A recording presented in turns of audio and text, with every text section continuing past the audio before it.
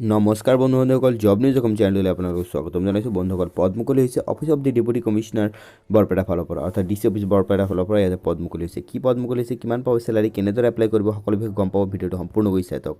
আৰু যদি আপোনালোকে প্ৰথমবাৰ এই চেনেলত আহিছে তেনেহ'লে চেনেলটো ছাবস্ক্ৰাইব কৰি লওক আৰু কাষতে বেল আইকনটো প্ৰেছ কৰি লওক, যাতে আগন্তুক নতুন নতুন জব নটিফিকেশ্যন বা জব ৰিলেটেড যিকোনো আপডেট আপোনালোকে লাভ কৰিব পাৰে। আহক বন্ধুসকল, ভিডিঅ'টো আৰম্ভ কৰিছোঁ। বন্ধুসকল, ইয়াতে পদ মুকলি হৈছে জুনিয়ৰ এছিষ্টেণ্টৰ পদ আছে, টোটেল পদ আছে 27টা পদ আছে। আপোনালোকে চেলাৰী পাব 14,000 পৰা আৰম্ভ কৰি 60,500লৈকে, গ্ৰেড পাতিব 6,200 টকা।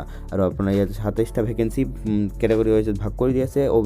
আনৰিজাৰ্ভৰ কাৰণে আছে 9টা পদ, OBC MOCৰ কাৰণে আছে 9টা পদ, STPৰ কাৰণে আছে 3টা, SCৰ কাৰণে আছে 3টা, STHৰ কাৰণে আছে 2টা আৰু EWS কেটেগৰীৰ কাৰণে আছে এটা পদ। ইয়াতে ৰিমাৰ্কছ দিয়া আছে। ওমেনৰ কাৰণে গভৰ্ণমেণ্টৰ ৰুল অনুযায়ী ৰিজাৰ্ভেশ্যন কৰা থাকিব।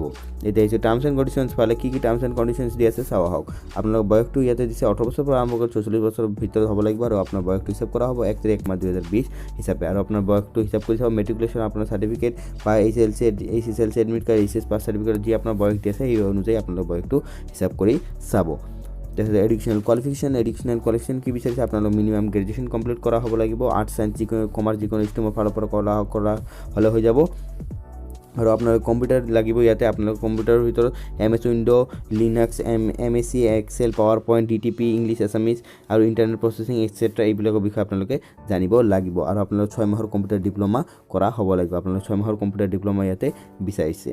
তাৰপিছত ইয়াতে দিয়ে হাউ টু এপ্লাই, আপোনালোকে কেনেদৰে এপ্লাই কৰিব। আপোনালোকে এপ্লাই কৰিব লাগিব অনলাইন যোগে। আপোনালোকে অনলাইন যোগে এপ্লাই কৰিব লাগিব। এই ৱেবছাইটৰ যোগেদি, ৱেবছাইটৰ মনত ৰাখিব www.borpeta.assam.gov.in, এই ৱেবছাইটৰ যোগেদি এপ্লাই কৰিব, অথবা niyok.assam.gov.in/borpeta ইয়াৰ যোগেদি আপোনালোকে অনলাইন আবেদন কৰিব লাগিব। এতিয়া আহিছে এপ্লিকেশ্যনছ। আপোনালোকে এপ্লিকেশ্যন কি আপলোড কৰিব লাগিব। আপোনালোকে recent colour passport size photograph আপোনালোকে দিব লাগিব। তাৰপিছত কি specimen signature of the candidates in full, আপোনালোকে ফুল চিগনেচাৰ দিব লাগিব। তাৰপিছত এজ প্ৰুফ চাৰ্টিফিকেট দিব লাগিব। এজ প্ৰুফ চাৰ্টিফিকেট হিচাপে আপোনালোকে এইবিলাক দিব পাৰে। Admit card, pass certificate and marksheet of HSLC admit card, HSLC examination এইবিলাক হিচাপে আপোনালোকৰ এজ প্ৰুফ হিচাপে দিব পাৰিব। তাৰপিছত certificate of marksheet and graduation আপোনালোকে গ্ৰেজুৱেশ্যন কমপ্লিট কৰে আপোনালোকে চাৰ্টিফিকেট বা আৰু মাৰ্কশ্বিট দিব লাগিব। তাৰপিছত ইয়াতে কম্পিউটাৰ প্ৰফিচিয়েঞ্চি চাৰ্টিফিকেট আপোনালোকে দিব লাগিব। আপোনাৰ যদি 6 মাহৰ কম্পিউটাৰ ডিপ্ল'মা কৰা আছে বা 6 মাহৰ অধিক আছে, সেইটো আপোনালোকে ইয়াতে আপলোড কৰিব লাগিব। কাষ্ট চাৰ্টিফিকেট যদি থাকে আপোনালোকে দিব লাগিব। EWS কেটেগৰী চাৰ্টিফিকেট যদি থাকে তেনেহ'লে দিব লাগিব। এমপ্লয়মেণ্ট এক্সচেঞ্জ ৰেজিষ্ট্ৰেশ্যন কাৰ্ড এইটো আপোনাৰ আপলোড কৰিব লাগিব। আৰু এক্সপিৰিয়েঞ্চ যদি থাকে তেনেহ'লে এইটো আপোনালোকে দিব পাৰে। তাৰপিছত ইয়াতে দিয়া আছে candidates of the government apply through proper channel. তাৰপিছত আপোনালোকে যিসকলৰ এপ্লিকেশ্যন একচেপ্ট হয় তেওঁলোকৰ কাৰণে এক্সামিনেশ্যনৰ কাৰণে আৰু ৰিটেন এক্সামিনেশ্যন বা কম্পিউটাৰ এক্সামিনেশ্যন কাৰ্ড আপোনালোকে বহিব লাগিব। ইনকমপ্লিট হ'লে আপোনাৰ এইটো ৰিজেক্ট কৰি দিব।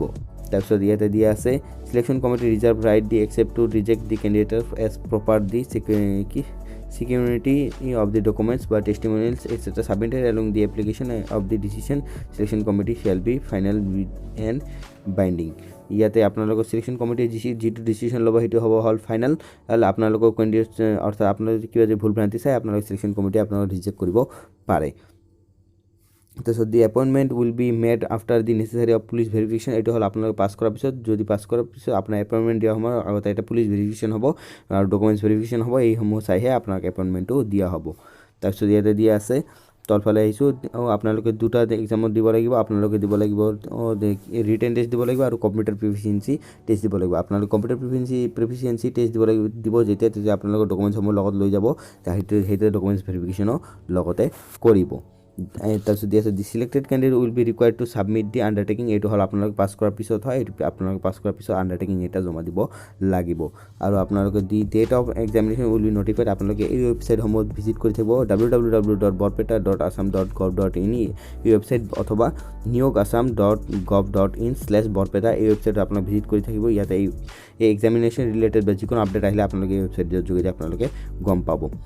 এডমিট কাৰ্ডসমূহ ক'ত লাভ কৰিব, এডমিট কাৰ্ডসমূহ আপোনালোকে ৰিটেন টেষ্টৰ কাৰণে এডমিট কাৰ্ডসমূহ আপোনাৰ লাভ কৰিব এই ৱেবছাইটৰ যোগেদি www.borpeta.assam.gov.in অথবা niyok.assam.gov.in/borpeta ইয়াৰ যোগেদি আপোনালোকে এডমিট কাৰ্ডসমূহ ডাউনলোড কৰি ল'ব পাৰিব। ইয়াতে ডেট দি আছে, ডেটসমূহ আপোনাৰ ভালদৰে মনত ৰাখিব বন্ধুসকল।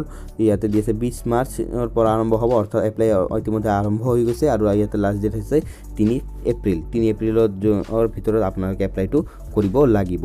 তাৰপিছত দিয়া আছে ছাবজেক্টছ ফৰ ৰিটেন এক্সামিনেশ্যন, আপোনালোকে ৰিটেন এক্সামিনেশ্যন কাৰণে কি পঢ়িব লাগিব চাই লওক।